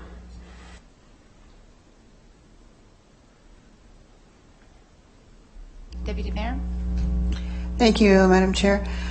Through you to, again, Director Wills. I met with a citizen this week, or actually last week, and I just wanted to clarification of the hours, weekend hours, and actually weekday hours as well for the wheels transport. I understand this motion is primarily for the extended hours, but what are the actual hours for the wheels transport? And secondary question, this individual was told that she could only get wheels transport if it was for a medical service, and she had a hard time getting through to Century as well. And when she finally did get through, she just wanted to do some grocery shopping, and she was told that wasn't what wheels was for. So can you just discuss I know you've been in touch with her, or she's been in touch with you. I just need some kind of clarification of the hours, and do they actually answer their phone, and what kind of reason do you need to access this vehicle? Sure, through the chair to Deputy Mayor. Definitely Wheels is open to whoever qualifies to use it. We have applications available online for anyone who is incapable of using our conventional service. So by all means, they can use it for whatever they want. Sometimes we do have to schedule around medical appointments as a priority. We have a lot of people who use it for dialysis, and those are really important time slots in our system. So if someone called and wanted to book during that time when we just don't have enough room, another time should be offered for them to do their grocery shopping at another time of the day. So our Wheels operating hours are the same as our conventional hours, Monday to Friday.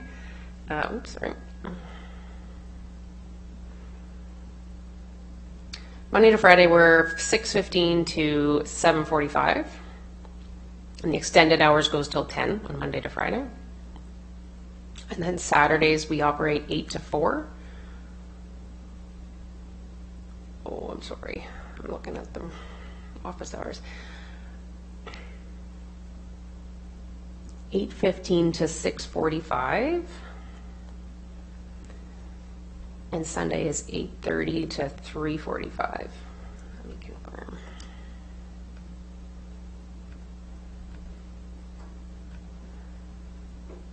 And the wheels extended is the same on the weekends. Thank you. Thank you to the Director and Deputy Mayor and Councillor Turley for your questions. Any other questions of Council before I call the vote? Everyone's happy with the motion that was read on the floor. We'll call the vote. All those in favor? Opposed? It's carried. Thank you very much. Mr. Larmer? Next, Your Worship, we have all Arts, Culture, and Tourism Services, and we have Chair Councillor Adabiro.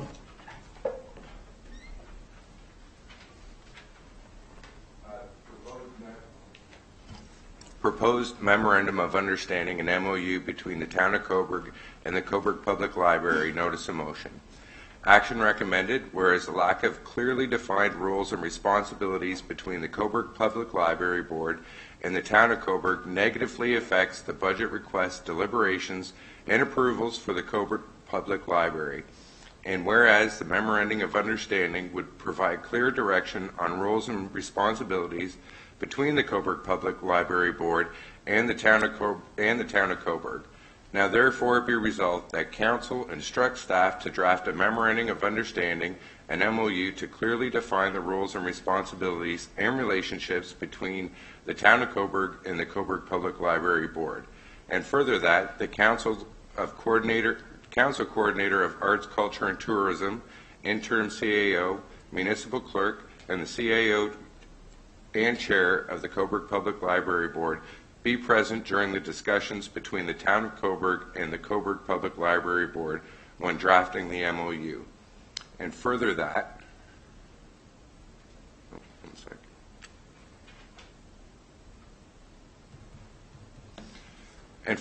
the MOU be finalized by June 1st, 2020 and brought to the Cobourg Public Library Board for approval prior to the MOU being presented to Council for final approval. Now the reason why I did this notice of motion was we went through 2 budget periods so far with the library, and there was a lot of questions between the library board and the Town of Cobourg, and I just didn't feel that it was clearly defined. And I think moving forward, it is very important that we get this hammered down so that that the library board can go through the budget deliberations and know the clear roles and responsibilities of the building, of the assets of the building, and the maintenance. And I think this would be a good way to do it. So I'm going to open up any discussion. Deputy Mayor? Just a clarification, Councillor Bureau. In your motion, you have both the interim CAO and the CAO. I doubt that both of them would be sitting at the table at the same time. And also, as the budget chief, sorry? Yeah. Well, he's got the CAO. Okay. CAO and chair of the Cobourg Public Library. Okay. I just wondered if it was possible as budget chief that you would allow me to sit in on that as well, just so I have full understanding going towards the budget year every year.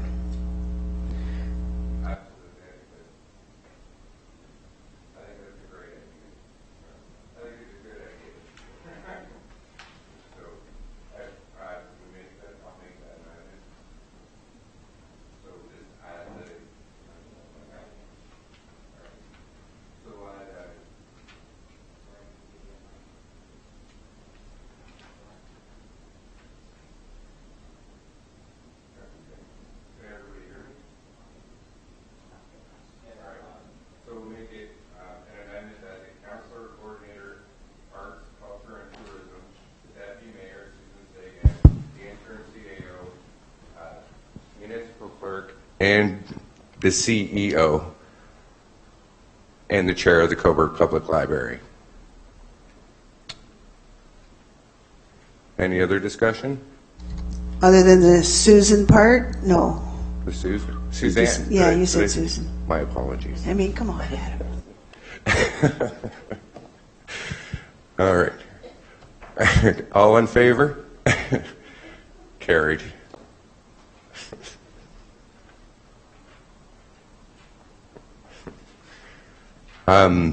Number 2, memo from the Secretary of the Sustainability and Climate Change Advisory Committee regarding a recommendation that the Sustainability Advisory Committee be permitted to review various special projects to provide comments and considerations to municipal staff for consideration. Action recommended that Council endorse the comments of the Sustainability and Climate Change Advisory Committee and provide direction to staff to allow for Sustainability and Climate Change Advisory Committee to provide comment on the final draft of the special projects listed within the SCCAC motion. Any discussion? Councillor Beattie? Thank you, Chair. I'm sorry, I just lost my window. If you can give me just one moment. I do have notice of amendment to put on the floor.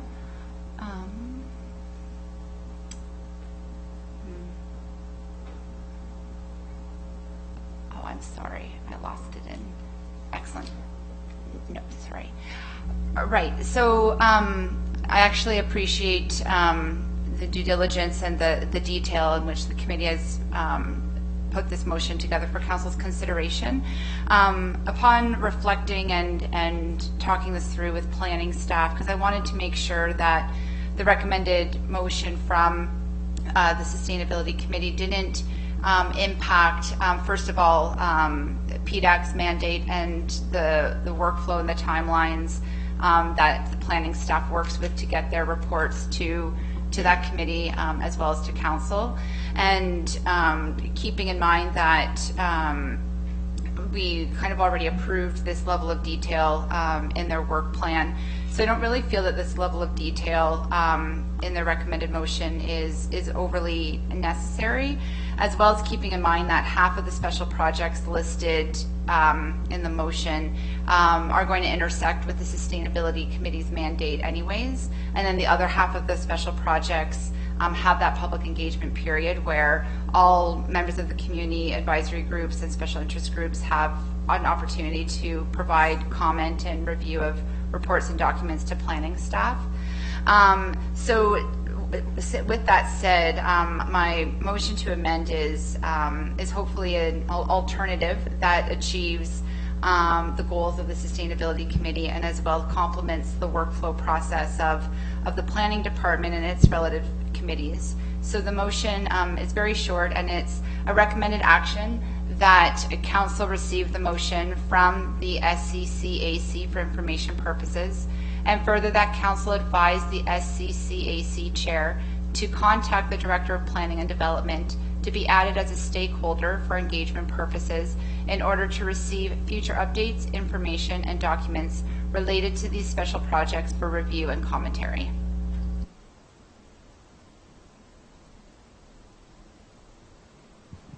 Any discussion? Councillor Charlie? My personal opinion on this is that I do prefer the original version that's attached to the agenda, and that's because I think it's important that Council formalizes the role of the Sustainability and Climate Change Advisory Committee with regards to these projects, and it also solidifies that 7-day notice period so that we guarantee that they have enough time to look at this and provide feedback to the Planning Department. So my preference is for the original version. Mayor Henderson? Thank you, Chair. My preference right now is for the amendment, and I'll tell the reason why. At this point, I appreciate all the work by the SCCAC and what they are attempting to do in their involvement. I don't think that's up for debate. My concern is the mandates that the Planning Department has to run by. The Planning Department, by the Planning Act, has to meet very specific guidelines by very mandated deadlines. If we're to miss any of those, we're headed to an appeal process. So my answer is that I believe the lead has to be taken by the planning department on major critical issues. However, perhaps through discussion with the chair of the SCC, in discussion with Mr. Franklin, Mr. McGlashan, and the planning department, how can they best fit in through dialogue? Because I don't want one tripping over another with a minimum 7 days. No one can make those 7 days. No one can meet that. Then we start meeting our planning deadlines. We don't meet those mandates. Now council's really going to be held accountable to the various proponents. And the reason I say that, because if you want to look what's coming forward to the town of Cobourg in the next year, my answer, just walk into Mr. McGlashan's room and look at his board. Because it's amazing how many projects, and if you look tonight, I believe we added 7 additional future projects onto that long list. So again, I'm not against a significant role to the SCC, but I want to make sure that it doesn't trump the planning process and all the deadlines they have to honor. Surely there's a way that they could meet, discuss, come back to us perhaps collectively and recommend something to us from both parties. In other words, not only just the planning, but also the sustainability. So that's why right now I'm leaning more towards Councillor Beatty's comments, perhaps leaning towards Councillor Chorley. Someone could be worked out with more dialogue. But my concern is, I'll say this clearly, I do not want the Planning Act trumped from an advisory committee. Okay. Councillor Chorley? With regards to those comments, I have a question through to the Manager of Planning Services. Are there any statutory timelines, any requirements and deadlines attached to these specific projects? Tannery District Sustainable Master Plan, Comprehensive Zoning Bylaw Review, Affordable Rental Housing CIP, and the Green Development Standard and Integrated Community Sustainability Plan.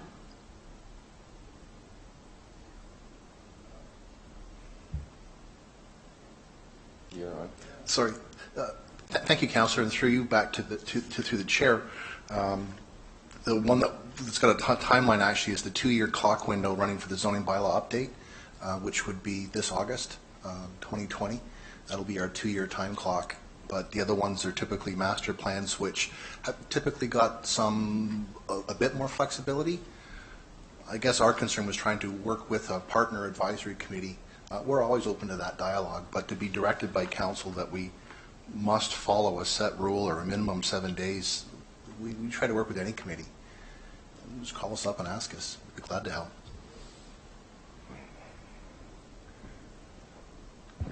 Deputy Mayor Suzanne? As a follow-up to what Mr. Franklin just said, we have appointed this committee, this advisory committee, and every time they bring something to this council, we either reject it or bring it or send it back. Do they actually ask for your opinion prior to putting a motion forward for their advisory committee? Because to Councillor Beatty's point, they do interact a lot with planning issues. This council did declare a climate change motion. We're either going to have this committee or we aren't. I mean, we keep rejecting pretty much everything that comes forward. So my preference, and I just basically want to ask you if they come to you for any advice or counsel, so that, or is this just an internal group that you've never really liaison with? Through you, Mr. Chair, to the Deputy Mayor, I can certainly speak to the Affordable Rental Housing CIP, which does include a sustainability component to it. Half of SCCAC is actually already on the stakeholders lists, wearing their other hats for all of the various groups, agencies and committees that they're involved in, and we're certainly at the open house we had just a month ago. So again, going this direction kind of surprised us in planning department a little bit. We're very glad to work with them because we also know that they're upcoming with the change of focus with this year's budget of the Integrated Sustainable Management Plan coming forward earlier than originally forecast. that this committee is going to have a huge amount of work to do in this upcoming year, that we want to work with them actually, just the opposite, where their capital major project will be coming up in 2020, 2021, that we're actually quite excited to work with them on and looking at green development standards and things like that. So certainly to put it back into the council's forum. Councillor Beattie. Thank you, Chair, and thank you to the Manager of Planning for emphasizing some of that. And to the Deputy Mayor's point, yes, we have appointed this committee. Their mandate is sustainability, and by no means am I questioning their purpose. I really need to reiterate that half of the special projects that they're identifying in their recommended motion are already going to intersect with their mandate as an advisory committee. And come the spring and into mid-2020, they're going to be very engaged and involved in that. To Mr. Franklin's point, the fact that a lot of their members are already engaged on these special project items, I think motions like this are starting to reach into the frameworks of the committees, the terms of reference, and at the operational level, where chairs can connect with staff and vice versa. I'm worried that this is setting a precedent, and most importantly, I think that this is overreaching into another mandated committee, another appointed committee, which is PDAC. And I really ask Council to reflect on this and to respect the time frame and the processes and the workload that not only planning staff have involved, but our other volunteer group of appointed citizens to PDAC, where this is their core mandate. And I'm fully confident that when these special projects, especially at the crust of sustainability or rise, the SCCAC will be, primary, if not co-lead stakeholders on this. So, and I think it's already addressed in the work plan. I think we're being repetitive with this mandate, and I really have to take a stance and protect the processes we have in place, not only for staff, but the other advisory appointed committee of citizens. Councillor Chorley. It's interesting because I think at the heart of this issue is working methods and how our advisory committees work with each other, how they work with staff. And I think what's really being proposed here is a slight change in our working methods. I think this is a change that needs to happen. It's important that we move away from silos, that we gather as council, we gather advice from different advisory committees. In terms of the workload for staff, for planning staff, we know our planning staff are very busy, which is why we did add some headcount to the planning department in the last budget cycle. I don't see how this motion really is going to add to the workload of staff. It's going to change the timelines a little bit. What it does do is it considers the amount of time that the committee has to digest these very big draft plans. 7 days, I think, is very reasonable. And also, when I had a conversation with the clerk today about the Parks and Recreation Advisory Committee and the work plan that Council approved for that committee, and really asking about, when we approve a work plan, does that mean that that committee has the authority to pursue those different projects? And the clerk perhaps could provide clarification to Council and the public now, but I was told that by approving the work plan, that does not endorse their work on specific projects that might need some staff involvement. They do need to come back to Council and have us authorize their involvement in specific projects. So perhaps the clerk could speak to that. Mr. Larmer. So through you, Chair to Member Council. If I just provide a brief overview, so what we decided this year is what Council approved as part of the terms of reference for all committees was to make sure that these advisory committees and these volunteer members are committing their time and making it worthwhile. And one of the things that we directed was for an annual report as well as a work plan for the 4 years process. After the first year, each second, third, and then the final year, the committees will provide that annual report based on that work plan for the 4 years and how they're working out, how it's managing. what it was basically to demonstrate to council that yes, they'll have a mandate for 4 years. They're working within their terms of reference improved, and these are the projects that they wish to accomplish and work on as part of, maybe their relation to strategic plan or something, other plans that councils in the past have provided direction on. For example, Parks Master Plan, other master plans that might have happened, Transportation Master Plan. So what I relayed to the chair, I've done this twice now, and to the coordinator, was that these work plans still have to, they've been provided as information to council, but when the committees want to do the work, and if they're looking for a direction to count for staff or reports from staff to come forward, they'll still have to send a motion to council to say, okay, we're now wanting to start this part of the work plan, so I need council, we need to make a recommendation to council that we can direct staff or start this work and work towards that goal for the next 4 years, or have a timeline, and maybe that can be added to unfinished businesses side of it. But the whole part of this work plan is that the committees aren't supposed to direct direct staff. Council direct staff. The work plan was a mandate as an overview of how they should be operating the 4 years, but every time they want to do that action that involves the operation and direction of staff needs to come back to council for a full review and comment and direction. So what I'm hearing basically is everybody's pretty much on the same page except for the timelines. The at minimum 7 days, working days, to review the material. I also don't mind. A point of order, if I may, sorry. Chair. I believe we're still the motion to amend, which is right. Sorry, the one that's on the screen. Okay. Is there anybody else would like to make a comment on the amendment? No? Then I'll call a vote on the amendment. All in favor of the amendment? All opposed? What happens now? It's defeated. All right, so do anybody need to? Councillor Beattie? No, my apologies if you had something. No, go ahead. In preparing that motion might have been defeated, I did prepare a slight alternative to what's written, so another motion to amend, and this is really to stay within the same spirit of what is on the agenda. I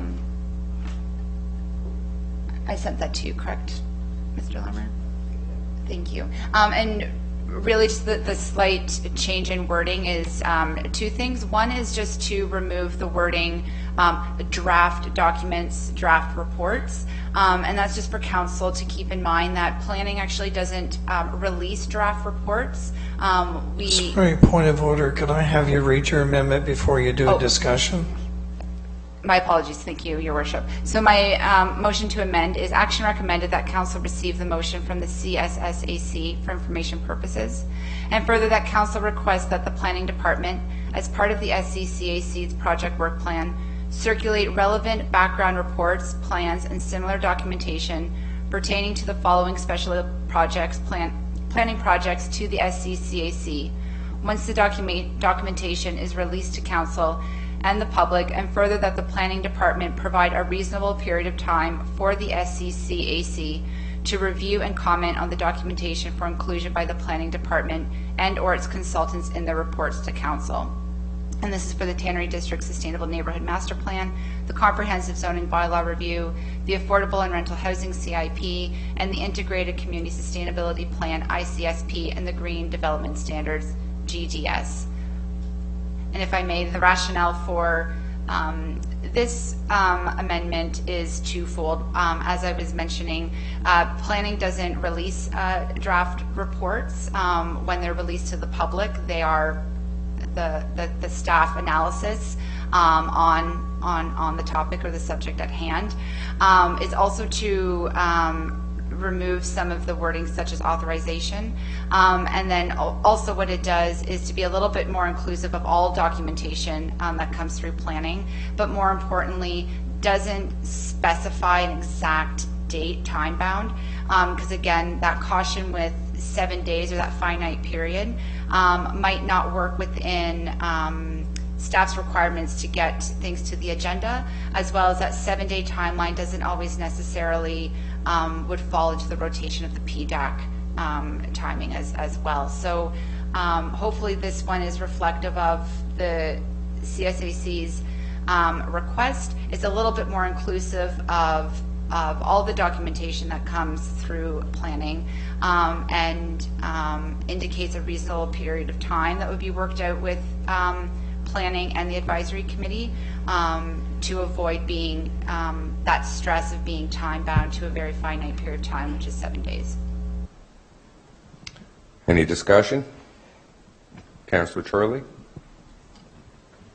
I appreciate the attempt, but I fail to see how this provides any benefit over the existing version, other than to provide some wiggle room in terms of the timelines for staff, for planning staff. But 7 days is not unreasonable. In fact, when I read the motion on the agenda, I was concerned that 7 days wouldn't be enough time for the Sustainability Committee to read these substantial documents and provide meaningful feedback to the Planning Department and to Council. So I think we need to stick with the 7 days as a minimum. I don't think that's too onerous. And in terms of scheduling, the importance of PDAC looking at these documents is equal to the importance of the Sustainability Committee looking at these documents. Anyone else? Call the vote on the amendment. All in favor? Those opposed? Defeated. All right, so we're back to the original motion. Does anybody need me to read it again? Any discussion? All in favor? Those opposed? Carried. Memo from the Secretary of the Downtown Business... Oh. Sorry, you better do that again. Right. Carried is defeated. Oh. Oh. So that means it's done? It's over? You move on to number 3? That's what I was doing. Thank you. Memo from the Secretary of the Downtown Business Improvement Area Board of Management regarding the motion passed on January 13, 2020 to fill a Board of Management vacancy. Action recommended. Council endorsed the motion from the Downtown Business Improvement Area Board of Management and confirm the appointment of Erica Cotton as a new member of the Downtown Business Improvement Area Board of Management. Any discussion? Councillor Beattie? Just out of curiosity, what business is Erica Cotton from? I know it was a mortgage company, but I'm just not sure which one, I think. Any other discussion? All in favor? Carried. Mr. Larmer? Next, Your Worship, the unfinished business is listed in the agenda. If there's no comments on unfinished business, then we have the committee of the whole open forum. I will make a comment on unfinished business. In the first couple of items makes reference to working with Northumberland County and the CPSB, which is the Cobourg Police Services Board. Unfortunately, we've had 2 absences recently to deal with, both one at the county, which is personal absence, which has happened, the person we're working with, and in defense of our chief of police, I'm glad he took a 2-week vacation in Florida, who just returned. So for the last 2 weeks, we've not been able to converse for obvious reasons. So we'll have to get back to those individuals and reset those dates for you as soon as we can through the clerk. But we can't meet with key individuals when they're not here. So that would speak certainly for the first 2 items. Mr. Lammers, any other comment from you for the other items at this point? Deputy Mayor? Thank you, Mayor.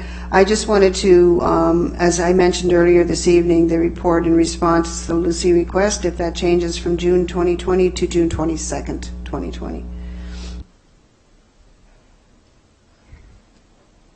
Councillor Beattie? Thank you, Your Worship. Through you to the clerk, if I may, and absolutely recognizing the plethora of work coming out of his department. Just wondering if we have an updated deadline for the terms of reference or the report surrounding a community development or social planning advisory committee. It was indicated that today would be the council date. To you, Worship, I do feel bad about this. We've been pushing this off. Myself and Glenn have had multiple discussions on this. Unfortunately, We don't have anything to present just yet. I know I've been working with Affordable Housing Committee that's locally with, I believe, Meg McDonald's the chair of that. So we're working on developing something along those lines in cognizance, in conjoining with them. But right now I'm one person in a 3-member legislative services department where we have tons of stuff ongoing. So unfortunately, a lot of this stuff is going to be delayed, and I might be coming from other extensions. And I'm one first person doing council right now. So hopefully we can get that recruited and carry on with our business. Any other comment, Councillor Torley? I'm sorry, could you repeat, did we reset the deadline for the emergency shelters information? I missed that. Sorry, just that both key people were working at both the county, representing Northumberland County has been absent, and as well the chief, not so much absent, but took 2 weeks vacation time, just returned from Florida. So during that past 2 weeks to consolidate that information, I didn't have anybody at the table. Councillor Torley?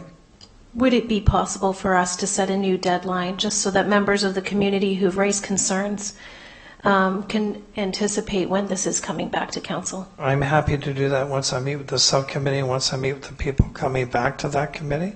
So I won't set it till they're part of that discussion, but I'll do that as soon as possible. Councillor Burkett? Your Worship, if we wanted to put a timeline on to have a report back to council just for purposes of, and we could push it out if we couldn't get in touch with those key people, our next police service board meeting would be the March 17th. So I would assume by that time the chief may be able to report back to the board. So if the board had to approve it, and then so we would be able to maybe meet the date of March 30th. Well, I don't have my full calendar in front of me, so, but obviously that's the next committee whole. Yeah, but I'll come back to a date once we have those discussions and give that out to council. Any other comment? Okay. Committee of the whole open forum. Are there any members of the media who wish to present or ask questions at this time? And I know we have the forum. Mr. Larmer, is anybody on the forum? Or any members of the media at this point? Hearing none,